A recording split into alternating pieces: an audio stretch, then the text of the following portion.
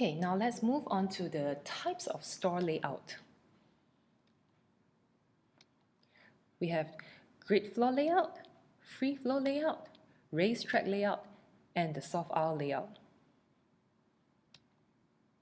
Okay, for the grid floor layout, it is a linear design with fixtures arranged on long parallel aisles, which means that you have long shelves usually, or long racks that could be slate walls or grid walls, and customers are guided along these long aisles that are parallel to each other.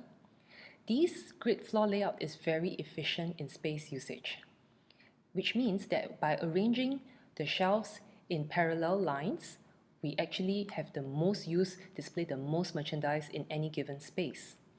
And the endpoints of these aisles are what we call end caps, and that's where customers are making a turn, and naturally their attention will be focused on these areas, the end caps. Commonly used in supermarkets, bookstores, and pharmacies. What's good about the grid floor layout is, of course, it's very efficient in space usage. It is very organized. It is very easy for customers to find what they want. But its disadvantage is that it can be a little bit boring. You can really lose your customers' interest after a while because it's rows and rows of neat long lines.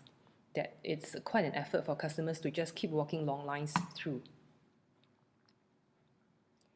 This is what a hypermarket would look like with a grid layout. A very, very standard grid layout where everything is in total parallel lines. Okay, next we have the free flow layout. A free flow layout is actually the opposite of the grid layout. There is no defined traffic pattern. It works best in smaller stores under 5,000 square feet.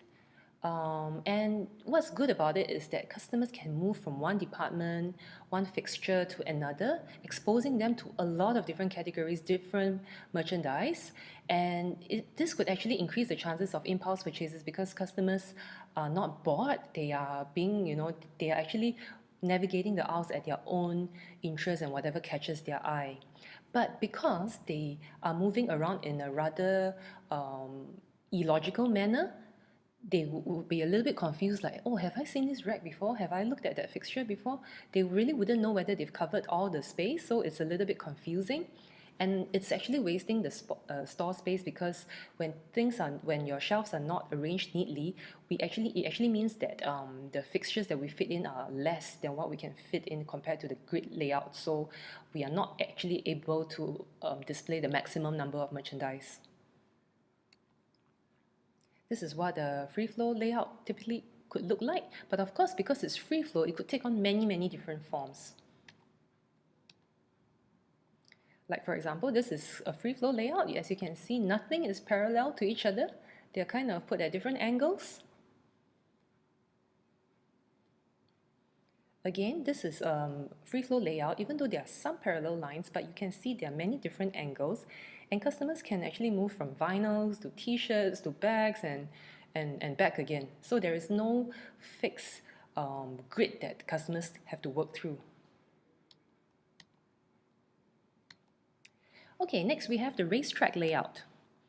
It is a traffic aisle that loops around the store perimeter, which means that you are actually if you want to cover the store, you need to walk all around the entire perimeter of the store. This racetrack layout actually exposes customers to the maximum number of merchandise, and it is usually used for department stores. In between, as they walk through the main traffic aisle, they would be exposed to all of the departments. An example of a racetrack layout would be what we see at, hang on, you guessed it, IKEA. IKEA actually is one of the few department stores, yeah, I would consider them a department retailer, furniture department retailer, because they have like living rooms and bathrooms and bedrooms. So they actually force you to walk this main aisle, and along the way you would walk through each and every department. What is good about the racetrack layout is that, yes, the maximum number of departments that you expose your customers to, the maximum amount of merchandise, But the disadvantage is that sometimes you could frustrate customers because once they walk in, if they are really pressed for time and they just want to buy one thing, they are forced to walk through the entire store and they may not be very happy about that if they are in a rush. Okay, now let's talk about how do we generate a store layout. Nowadays, you can use software. This is SmartDraw is just one of the software that does this. And what is a store layout plan? What we use to plan a retail space before we start, we actually need to have a floor plan of the space that we have, and then we start to draw, okay, what fixtures we want to put in, where we want to put our fitting rooms, our cashier counter, or the different location, the different door width, how much space is needed, and how many fixtures we want to have. Each fixture, how big is it? Where should we put this fixture, the biggest fixture? Where should we put the smaller fixtures? And these plans are usually drawn to scale of actual store dimensions. It is really, really important that this is done. And because of this technical difficulty, it is usually done using computer software, like what I showed you earlier. SmartDraw is one of the software that can be used. This is what a racetrack layout could look like. And this plan is actually made using SmartDraw. Again, you can see all the fixtures that are along the perimeter of the store. This is a free flow layout, but it's also made using SmartDraw. You can see the entrance and exit clearly marked and where the various fixtures are to be put. And then let's talk about planograms. What's a planogram? It's a tool for us to plan what merchandise are we going to put in a certain fixture. It can be hand-drawn, or nowadays it's actually mostly computer-drawn. It is really important, especially when we're planning like how many of each SKU we want to display, how many brands we want to display, which brand goes on the top shelf, which brand goes on the middle shelf, and what products goes onto the bottom shelf. Let's take a look. SmartDraw can also has a planogram function that you can use to do your drawings for such planning. For example, this would be a planogram. You can plan the various type of sneakers, the various colors, which shelf you want, not really a shelf, sorry, this is actually a grid wall, okay, which rack you want to put it on. And as you can see in the previous, I'm sorry, let's go back. The previous, this slide, the human height is very important because it would determine the eye level and which are the shoes that can be reached by an average human height and which are the ones that are placed too high. So you wouldn't make the mistake of thinking that you can actually fit, like say, 20 pairs of shoes in one rack.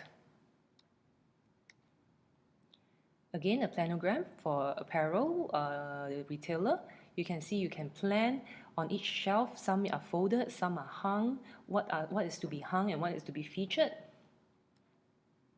And for a supermarket retailer, this is very important because there's slotting fees involved for the items that are placed at eye levels. And also you want to make sure that you put the items that are fast moving or more profitable at certain areas, and how many of each item you want to display, like we spoke about earlier. Okay, now let's talk about feature areas.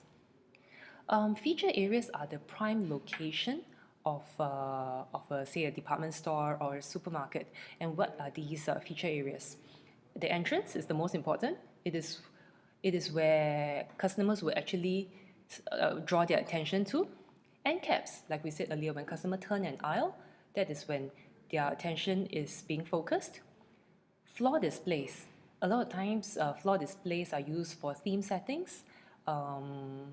Is used for communicating the range of merchandise that we have.